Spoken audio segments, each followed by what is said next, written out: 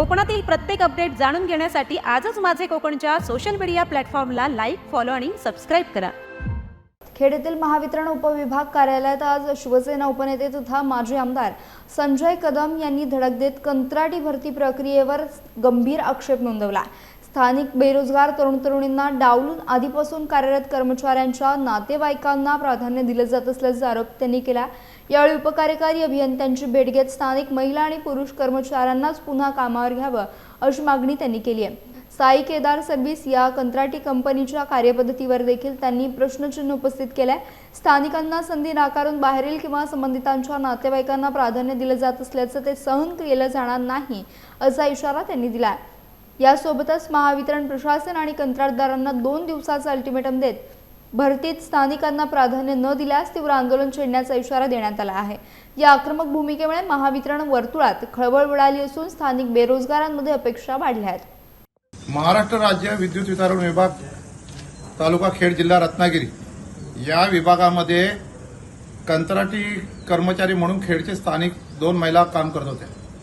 त्या काम करत असताना त्यांची या कामाची मुदत संपली आणि पुढील त्याच्यामध्ये मुदतवाढ मिळत असताना इथल्या कर्मचाऱ्यांनी इथला जो मजूर संस्थेचा विद्युत विभागाचा जो ठेकेदार आहे त्याला आणि इथले एसी आणि इथले कार्यकारी अभियंता यांना हाताशी धरून यांच्या संगनमताने इथल्या कर्मचाऱ्यांच्याच त्यांच्याच मिसेसना या बायकांना त्यांच्या इथं कामात ठेवलेलं आहे। खरं तर या ठिकाणी बेरोजगारी दूर करायची असेल तर बेरोजगारांना संधी द्यायला पाहिजे, परंतु इथं बेरोजगारांना संधी न देता ज्या कर्मचारी आहेत त्यांच्याच घरातल्या लोकांना त्या ठिकाणी संधी देत आणि बेरोजगारावरती अन्याय करण्याचं काम इथं महावितरण विभाग करत आहेत। आणि ही बातमी जेव्हा आम्हाला या ठिकाणी समजली आणि म्हणून ह्याच्या निषेधार्थ आज आम्ही इथं आलो। आम्ही आमच्या वतीने या ठिकाणी यांना निवेदन दिलेलं आहे आणि म्हणून याच्यात बदल झाला नाही। कर्मचारी जर कर्मचाऱ्यांच्याच बायकांचीच कामं त्या ठिकाणी करून त्यांना सेवेत घेत असतील आणि बेरोजगारांची अन्याय होत असेल तर बेरोजगाराच्या पाठीशी उभं राहण्याचं काम आम्ही त्याच्यामध्ये करू आणि म्हणून या ठिकाणी यांना निवेदन दिलेलं आहे।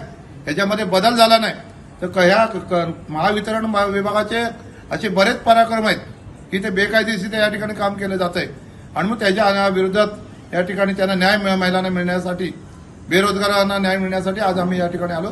तो न्याय मिळेल अशा पद्धतीनं अधीक्षक अभियंता यांच्याशी फोनवरून चर्चा झाली। उद्या जर या ठिकाणी 24 तासात न्याय मिळाला नाही तर यांच्या विरोधात थेट आंदोलन करण्यात येईल।